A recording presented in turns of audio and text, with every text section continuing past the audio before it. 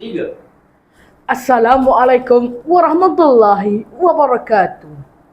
Salam sejahtera, salam perpaduan, dan salam Malaysia Madani.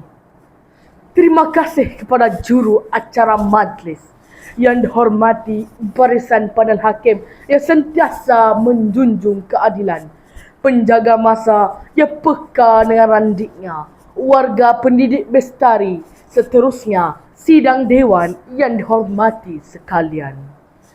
Bertitik tolak dari sejarah kegemilangan Kesultanan Melayu Melaka, institusi beraja telah menjadi simbol kedaulatan, payung kedaulatan rakyat dan tiang seri kepada perpaduan negara.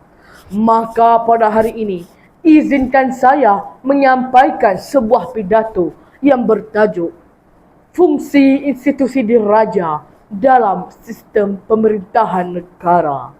Sidang hadirin dan warga dewan yang saya kasihi sekalian.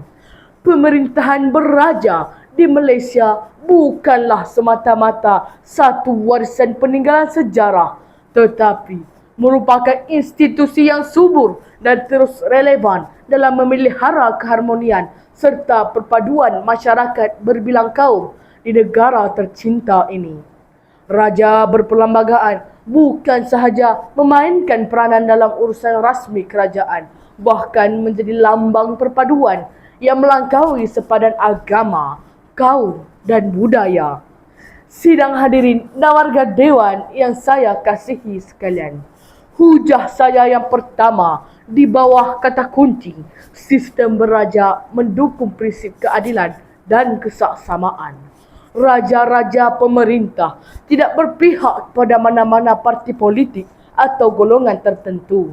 Hal ini membolehkan institusi beraja menjaga kepentingan seluruh rakyat tanpa mengira latar belakang.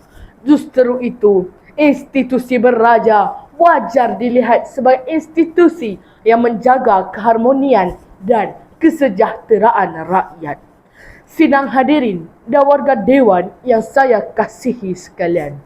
Hujah saya yang kedua di bawah kata kunci cabaran institusi beraja dalam mendepani cabaran ekonomi, politik dan sosial.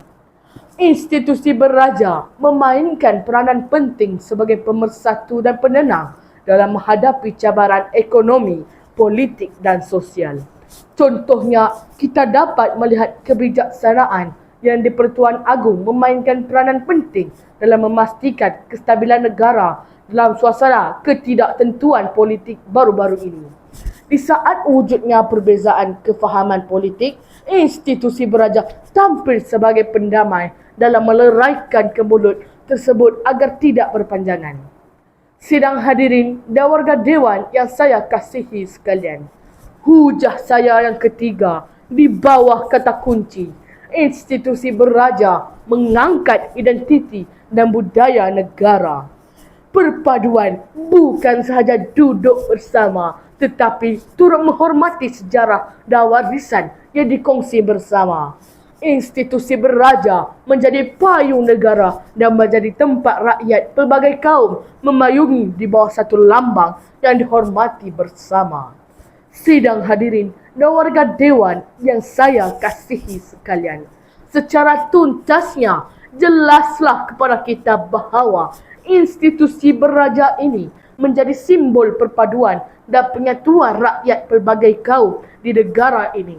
Justru itu, marilah sama-sama kita menyanjung dan mendukung institusi beraja ini kerana ia bukan sekadar menjadi lambang tetapi tonggak perpaduan negara dalam menyatukan bangsa, agama dan rakyat di negara tercinta ini. Sekian, terima kasih.